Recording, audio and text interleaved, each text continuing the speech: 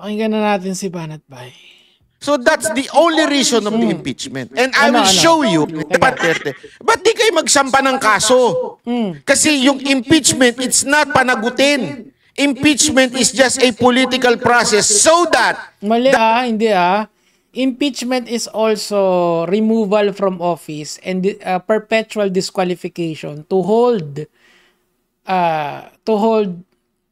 office. So, hindi lang yan basta criminal case. Or hindi lang yan basta administrative case, 'di ba? Hindi lang yan 'yon. Meron kaakibat na parusa yan, perpetual disqualification. And also, it would also inform the voters of if boboto pa nila si Sara Duterte or hindi after hearing everything na lalabas dito sa impeachment trial. Kasi yung mga quadcom na yan, they can always parang not talk, 'di ba? Kasi may karapatan ng bawat isa sa atin 'yon na yung the rights to self-incrimination. Karapatan nating lahat 'yon, 'di ba? Tuloy natin. That person will never run again o cannot run again sa darating na eleksyon. Yun. So that's the only reason of the impeachment. Hindi lang 'yun. Actually, maganda ring ipatakbo natin 'yan or i-under natin 'yan para makita natin yung mga allegations kung totoo or hindi. So far, halimbawa, yung mga nakita natin sa Quadcom, so far, kapani-paniwala 'yon, madaling isipin, madaling tanggapin, 'di ba? Pero again, yung gagamiting rules of evidence sa impeachment would be much similar to court. So, and the prosecutors would cross yung mga tao na involved dito, like si Sara Duterte, di ba? Don't you want accountability for the actions of your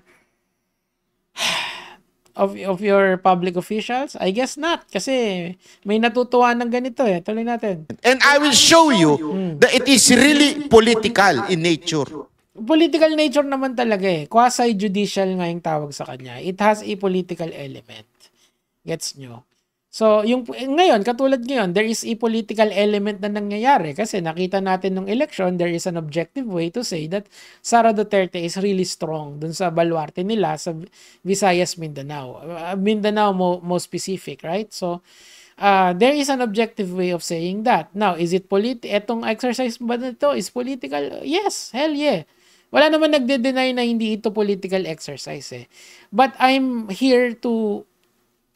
people are clamoring for an impeachment because they want accountability. And of course, it would give you informed choice pagdating ng 2028. Okay? Tuloy natin. Kaya nga, mga kababayan, yung mga naririnig nyo diyang mga nag-iingay, yan yung mga by blood, talaga namang pinklawan. Oh, that's me. O liberal. That's me. Actually, very liberal naman ako eh. Yung aking mindset, tuloy. Paul, yan yung mga kasama ni pangalan nun, yung presidenteng komunista rin sa Amerika. Hindi ko na... Sino yun? The fuck? Si ba't ba pag liberal komunista agad? Hindi ba yun, mali yung ginagawa mo, Banat Bay? Tuloy natin. Sasabihin yung pangalan niya, baka maano pa yung natin. Baka di ba? Panoorin natin itong balitang ito dahil tila wala na. Parang goodbye. Gusto ko tuloy kumanta bigla. Kasi alam mo, pagka mga ganyan gusto kong... wag nating i-mislead yung tao Hindi pa naman totally dead yung impeachment. There is no precedence kasi about this sa ating history gets.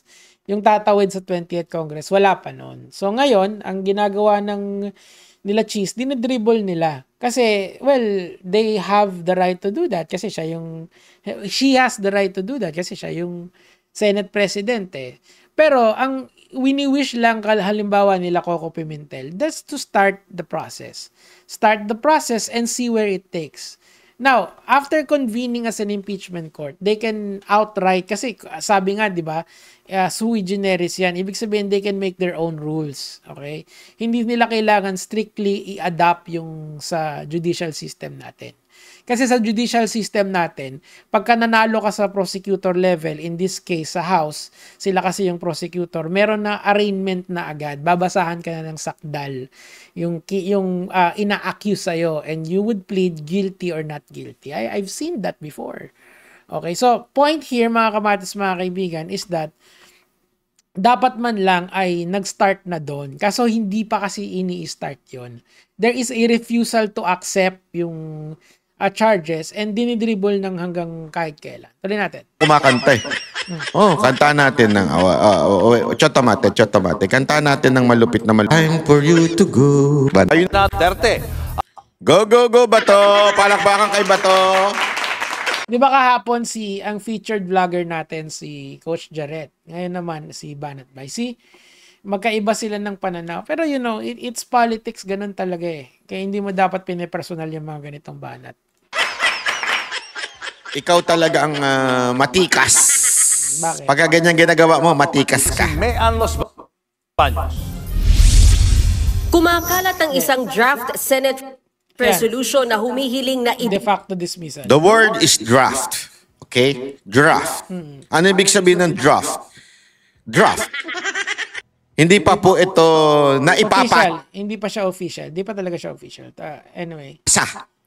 So, ibig pong sabihin, bawal na. Sinisisi nila si Cheese dahil dinelay daw. Kasi as if naman, kung sakaling nag-convince sila nung 2, may matatapos pa ba? Kahit gawin mong 2 yan, may matatapos pa ba? Pakikinggan pa lahat. Di ba? No. Ang pinopoint ng tao dito is just to start the process. Yun lang. Whether yung 20th Congress will adopt yung gagawin ng 19th Congress, that's up for the 20th Congress to decide. What we're after here is to just start the freaking process. Hindi ko alam kung ano yung mahirap intindihin dyan eh. Kasi, ang gusto nung iba is they want to stop it at its infancy. Kumbaga, gusto lang nung iba is iluwal lang. Iluwal lang, and whether yung kabila is i-adapt yon or hindi, that's yung 20th Congress, okay lang. Ang problema kasi dito, hindi ayaw gawa ng action ni Cheese. Kasi ang reason niya, bakit nung sa Congress inupuan nila ng 2 buwan. Kami din dapat pwede. Again, kasi nga wala pang precedence nito. Pero in my opinion, sa lahat ng nakikinig kong abogado, mas panig ako dun sa mga, kunyari sa UP Law, lahat ng lawyers na kausapin mo sa UP ngayon, wants the impeachment to proceed. Pag kinausap mo si Coco Pimentel, who is also a lawyer and I believe he is also a top bar top notcher, gusto niyang ituloy ito. But if you talk to kay Tolentino, he doesn't want this to move forward. Number 1 is, sinasabi niya, yes, may precedence sa ibang bansa, pero dito sa atin wala. Gets? So talagang very tricky tong situation na to. Even yung mga lawyers namin, I did ask my lawyers kung ano yung opinion nila dito.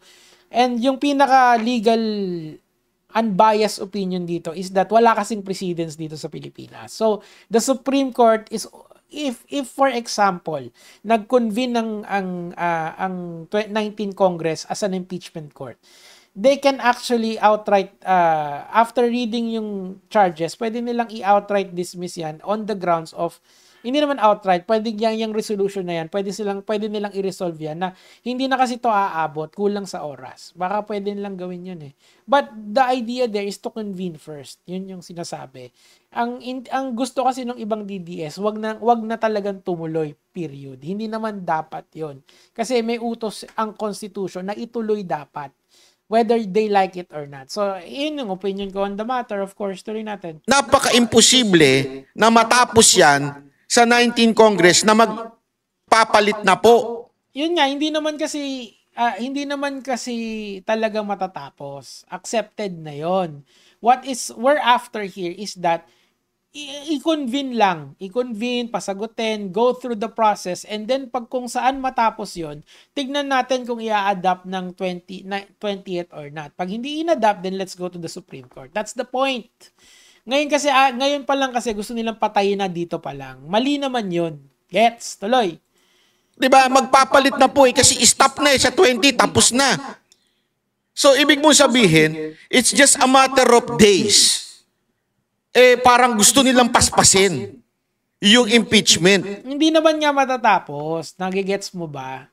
So kung ano yung magiging resolution ng 19 Congress, tingnan na lang natin kung a-adapt ng 20th. Whether it is to dismiss the case outright because due to lack of time, kasi yun yung sinasabi ng de facto Kasi wala pa nga tayong precedents dito Sa Amerika meron na yung Clinton case, 'di ba? Yung sinasabi ni Risa Hontiveros. Pero sa atin wala pa. But the point here is that if we follow strictly the Constitution is mandating the Senate to act as an impeachment court forthwith. Yun, that's the point. Ngayon, ako kasi, gets ko kung bakit may delay noon. Kasi election understandable. Pero, when after the election, kita mo yung nangyari, dribble pa rin. Mali naman yun, gets. So, sana lang yung mga katulad ni Banat ba, irespeto nyo yung ating constitution. Everyone played by the rules, okay? Kahit hindi nyo gusto yung mga kongresista sa House, that doesn't matter. Kasi everyone is playing by the rules. And ang the rules is 2/3 ng Senate ng Congress would either would say na this person given the impeachment complaint is liable. Ganun lang kasimple yan. Pero ayaw nila for some reason. It's fucking annoying. Anyway, mga kamats, mga kaibigan, yun lang naman. I just wanna vent out. Nakakainis kasi panoorin itong mga ganito Gaya mga lods.